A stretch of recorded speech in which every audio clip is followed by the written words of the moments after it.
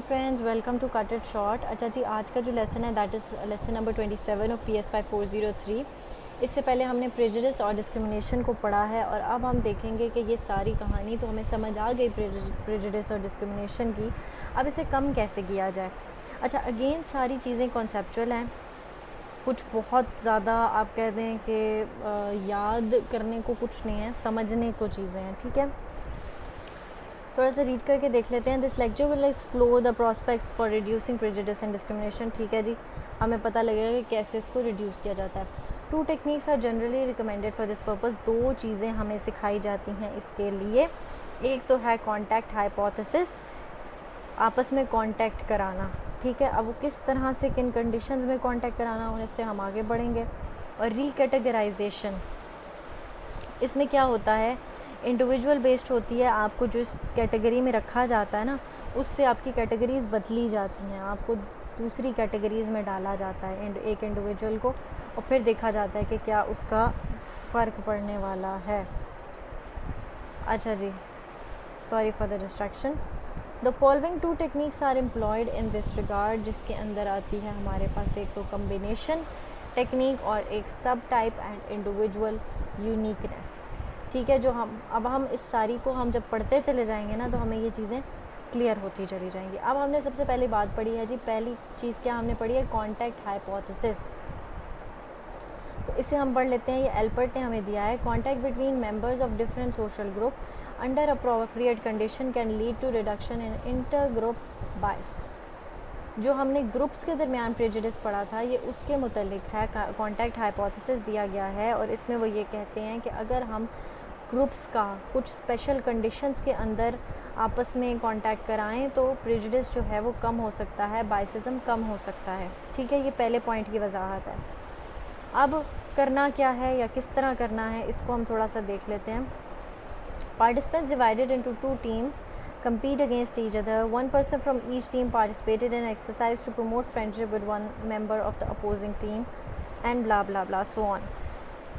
इसमें right eight अल ने कहा था कि इन्होंने एक एक्सपेरिमेंट कंडक्ट किया और इसमें इन्होंने क्या किया कि पार्टिसिपेंट्स को 2 टीम्स में कन्वर्ट किया और पहले इनके दरमियान कॉम्पिटिशन्स कराए जाते थे। अगेन कॉम्पिटिशन कराया गया, पर this competition was based on के कौन सा मेंबर, दोनों ग्रुप्स के कौन कौन से मेंबर ज़्यादा बेहतर पार्टिसिपेट करेंगे टू प्रमोट फ्रेंडशिप। ठीक है, कंपटीशन ही इस बेस पर रख लिया गया कि किस तरह आप, कौन बाइसिज्म को ज़्यादा ख़त्म कर रहा है और कौन ज़्यादा फ्रेंडशिप की तरफ आ रहा है। तो इस पे जब कंपटीशन ही ये हो गया तो ज़ाहिर है इसके रिज़ल्ट्स देखने को मिले कि दोनों टीम्स में काफ़ी हद तक बेहतरी आई। फिर इनको ये कहा गया कि आपको जो है वो आपको इमेजिनरी $500 दिए गए और आप टीम्स के दरमियान तकसीम करें। तो उन्होंने दूसरी टीम्स के दरमियान भी तकसीम किए, दूसरी टीम के मेंबर्स के दरमियान भी तकसीम किए।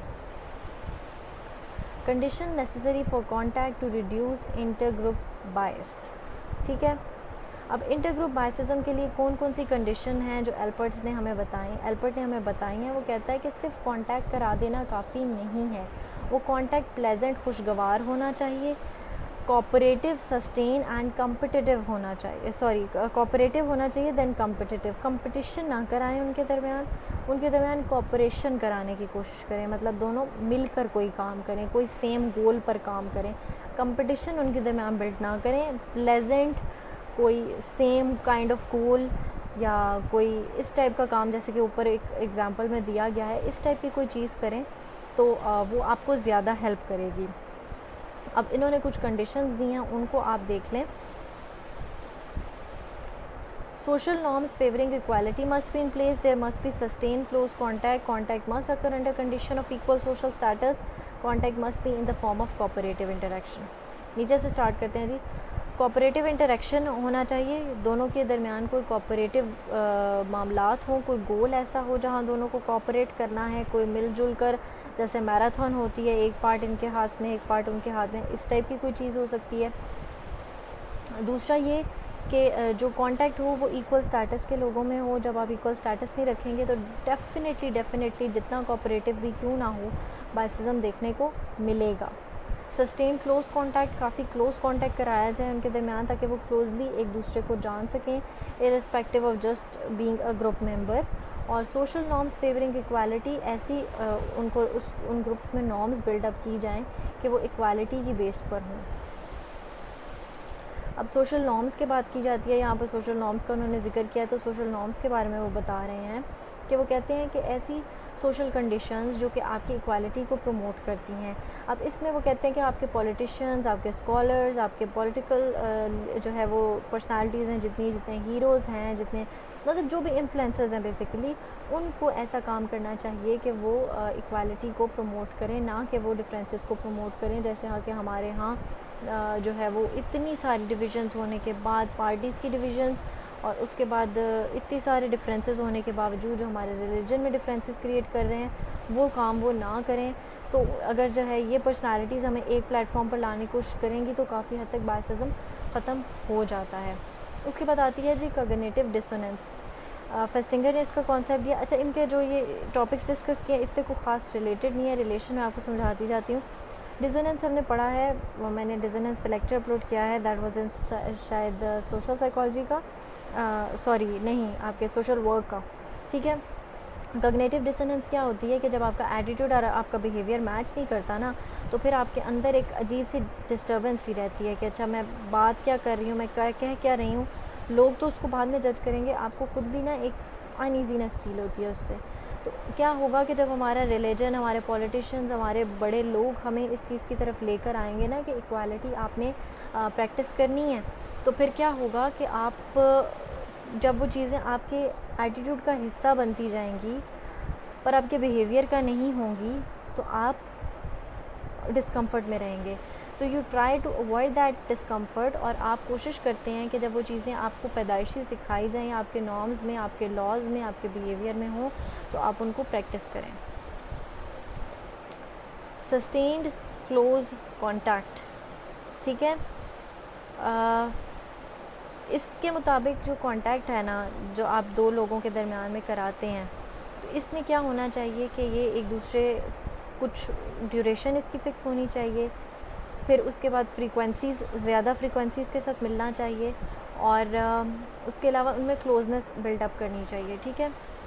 जैसे कि अगर आप स्कूल्स में देख लें, अगर आपको ऐसा लगता है कि दो डिफरेंट रेसेस के स्कूल्स हैं जो काम कर रहे हैं, तो आप ज़्यादा से ज़्यादा उनके मिक्स करके ग्रुप्स बनाएं और उनको एक सेम गोल की तरफ लेके जाएं, ताकि वो उस गोल को लेके ज़्यादा अपना माइंड क्लियर रखें, बजाय इसके कि वो इन सारे मामलात में प्रेजुडिस वगैरह में पढ़ते रहें, ठीक है।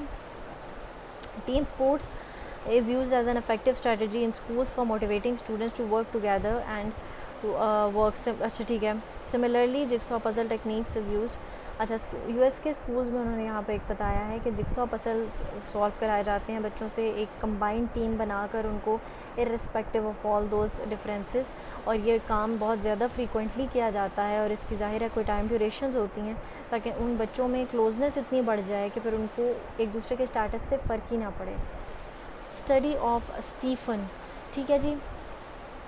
Correlation path analysis revealed frequency and closeness of counts, increased knowledge about the outgroup, increased positivity of attitudes towards outgroup। इसका कोई थोड़ा सा काम था, आगे नीचे आए, excluded that all, वो important नहीं है। स्टडी ऑफ स्टीफन अगेन हमें यही बताती है कि जितना ज़्यादा आप उन लोगों के दरमियान फ्रीक्वेंसी बढ़ाएंगे कांटेक्ट की, और जितनी उनके दरमियान क्लोजनेस, बेशक वो खुद रिलेक्टेड हो उस क्लोजनेस के, अगर उनको काम इकट्ठे देकर उनकी क्लोजनेस बढ़ाई जाए और वो पर्सनैलिटी वाइज एक दूसरे को जानने लगें, तो फिर बाकी डिफरेंसेस तो ख़त्म ही हो जाएंगे। फिर एक ही डिफरेंस रह जाएगा शायद अच्छे बुरे का, जो कि जस्टिफाइड है, लेकिन उसके अलावा जो डिफरेंसेस या जो स्टीरियोटाइप्स हमने अपने माइंड में बनाए हुए हैं वो ख़त्म हो जाते हैं। इक्वल सोशल स्टेटस, ठीक है। वो कहते हैं कि ये एक चीज़ नोटिस की गई है कि they prefer of making groups and they prefer of कह सकते हैं कि ग्रुप इंटरेक्शंस ये इक्वल स्टेटस वालों का ही प्रेफर करते हैं ज़्यादा, क्योंकि ये, अगर वो कहते हैं कि हम अनइक्वल स्टेटस के ग्रुप्स बनाना, at times it becomes disturbing, it leads to some problems, ठीक है। तो स्टेटस का इशू जो है दैट्स द मेन इशू। उसके अलावा बाकी इश्यूज़ में आप जो सिर्फ ग्रुप्स का प्रॉब्लम आता है ना, जो ग्रुप्स के रिलेशंस का प्रॉब्लम जो हमने पिछले लेक्चर में पढ़ा था, वो आप अवॉइड कर सकते हैं क्लोजनेस एंड ऑल से, लेकिन जो आपके स्टेटस के इश्यूज़ हैं वो नहीं रिजॉल्व हो पाते एज सच। जो मेजर स्टेटस इश्यूज़ हैं, छोटे मोटे is not that big problem, लेकिन हाँ जो आपके ज़्यादा बड़े स्टेटस डिफरेंसेस हैं वो प्रॉब्लम क्रिएट करेंगे ही करेंगे। Intergroup cooperation, cooperation is again same जो हमने बातें ऊपर पढ़ी हैं कि कोऑपरेशन नेसेसरी है बाइसिज्म को ख़त्म करने के लिए, जिसमें हमने ईगल्स और रैटल्स का एक्सपेरिमेंट पढ़ा था जब वो इतने फ्यूरियस हो गए थे, एक दूसरे के नेट्स फाड़ दिए थे उन्होंने। तो इस टाइप के जो है वो काम आप अगर आप उनको इस टाइप की चीज़ों में कन्वर्ट करें कि अगर एक बस तभी स्टार्ट हो सकती है जब दो ग्रुप्स के लोग मिलकर इसे धक्का लगाएंगे, तो क्या होगा, कोऑपरेशन जो है वो उनको बाइसिज्म ख़त्म करने पर थोड़ा सा मजबूर करेगी और देखेंगे कि एक्टिविटीज़ परफॉर्म वो अच्छी कर रहे हैं आपस में। अच्छा जी,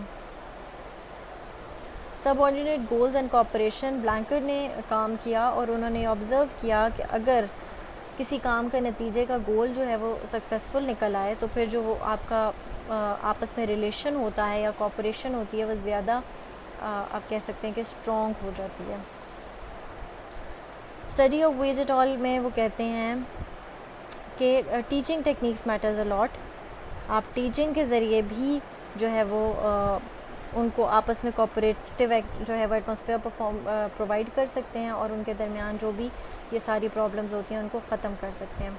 effect of cooperative teaching in newly desegregated schools, ठीक है, again it's helpful. Problem with the contact hypothesis, अच्छा जी, प्रॉब्लम्स आई कुछ कॉन्टैक्ट हाइपोथेसिस में देखी गई। अच्छा मुझे पता है कि it's all very scattered chapter, लेकिन स्टिल मैं आपको एक रिवीजन करके दोबारा से चीज़ें क्लियर करने की कोशिश करती हूँ, ठीक है। जब इन्होंने बात की सारी इंटरग्रुप्स रिलेशंस की और सब कुछ, तो उसके बाद एल्पर्ट आए थे कॉन्टैक्ट हाइपोथेसिस के साथ, ठीक है।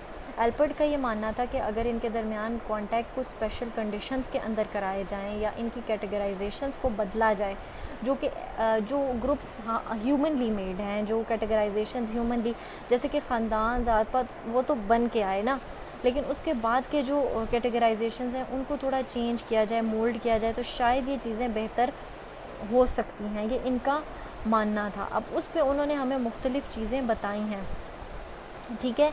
फिर एल्पर्ट कहते हैं कि सिर्फ कांटेक्ट करा देना इज़ नॉट इनफ, या इनकी रिकैटेगराइजेशन करा देना इज़ नॉट इनफ। उसमें उन्होंने हमें कुछ मटेरियल दिया है कि हमें ये चीज़ें करनी चाहिए ताकि जो वो कांटेक्ट है वो ज़्यादा अच्छा या सक्सेसफुल रह सके, जिसमें उन्होंने सोशल नॉर्म की बात की है, क्लोजनेस की बात की है, इक्वल स्टेटस की बात की है और कोऑपरेटिव इंटरेक्शन की बात की है, ठीक है। अब उसको अब इन सारी कंडीशंस को बारी बारी स्टडी किया गया है।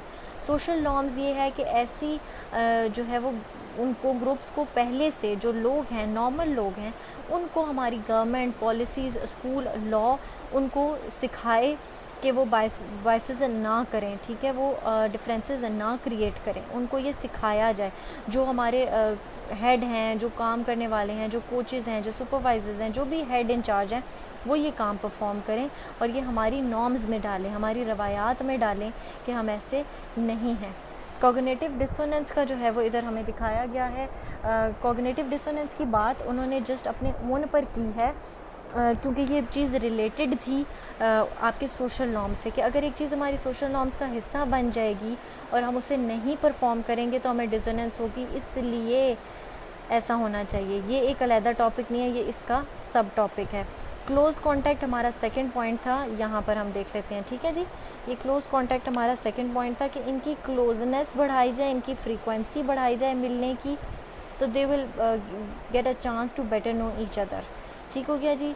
जिसमें स्टीफन की अगेन स्टडी यही बात जो है वो अपने अल्फाज में कहती है। फिर इक्वल सोशल स्टेटस की उन्होंने बात की कि एल्पर्ट के अकॉर्डिंग हमें इक्वल सोशल स्टेटस के लोगों को ही आपस में उनके ग्रुप्स के हालात बेहतर करने की कोशिश करनी चाहिए, क्योंकि स्टेटस एक ऐसी चीज़ है जो फिर भी अगेन प्रॉब्लमेटिक रहेगी। इंटरग्रुप कोऑपरेशन में उन्होंने कहा कि अगर आप उन्हें एक गोल अच्छा सा प्रोवाइड कर दें और उस गोल के नताइज अच्छे निकलने लग जाएं तो this will also lead to less biasism, ठीक हो गया जी। फिर टीचिंग्स के मुतालिक उन्होंने बताया है कि टीचर्स ये कोऑपरेशन हमारे अंदर डाल सकती हैं, कोऑपरेटिव एटीट्यूड डाल सकती हैं कि ग्रुप्स बनाकर उनको सेम गोल असाइन कर दें। ठीक हो गया जी। अच्छा, यहाँ तक हो गई हमारे वो 4 टॉपिक्स जिनको हमने डिस्कस करना था वो ख़त्म। अब वो कहते हैं कि वो जो कॉन्टैक्ट हाइपोथेसिस दिए गए थे उनके साथ मसला क्या था, उनके साथ कुछ मसले थे। ठीक है, mutual intergroup anxiety. Mutual intergroup anxiety क्या होती है कि जब अगर आप माइनॉरिटीज़ और मेजॉरिटीज़ का कोई ग्रुप मिलकर बनाते हैं और उसमें आप कोऑपरेशन भी रखते हैं, उसमें आप क्लोजनेस भी रखते हैं, सब कुछ रख देते हैं। ठीक है, स्टिल जो हमने लास्ट लेक्चर में बात की थी स्टीरियोटाइप थ्रेट की, माइनॉरिटीज़ को हमेशा वो स्टीरियोटाइप थ्रेट रहेगा और majorities will always ready to say something negative, to do something negative, क्योंकि वो फितरत में बिल्ट इन है। ठीक हो गया जी। Can lead to a protective self presentation style. अब वो कहते हैं कि इसमें क्या प्रॉब्लम है कि क्योंकि वो कहते हैं कि हमारे माइंड के अंदर बिल्ट इन है। तो लेट्स सपोज़ कि जो सुपीरियर हैं, जो जिन्हें मेजॉरिटी कंसिडर किया जा रहा है, वो कुछ नेगेटिव नहीं भी कहते, वो कुछ गलत नहीं भी कहते, तो जो माइनॉरिटीज़ हैं वो सिर्फ चुप हैं या उनका मुंह ठीक नहीं है या उनको कोई भी प्रॉब्लम है, माइनॉरिटीज़ बिल्कुल फ़ौरन ना ये बात अपने ऊपर ले जाएंगे कि हमारी वजह से ये बोल नहीं रहे। Generalization. Context may lead to subtyping of the particular individual away from the group representation. So category-based prejudice remains. वो कहते हैं कि जो कॉन्टेक्ट है वो स्टिल हमें, जो वो जिस कैटेगरी से हम बिलोंग करते हैं उससे हमें जोड़े रखता है। ठीक है, किसी भी तरह हम उस कैटेगरी से निकल कर नहीं आते, बिल्कुल कम्प्लीटली नहीं निकलते, जिसकी वजह से जो कैटेगरी बेस्ड प्रेजुडिस है वो कायम ही रहता है, क्योंकि ज़ाहिर है हमारी जो पहचान है वो तो, जो कैटेगरीज़ हमारी बनी हुई हैं पैदाइशी, वो तो नहीं ख़त्म हो सकती। ठीक है,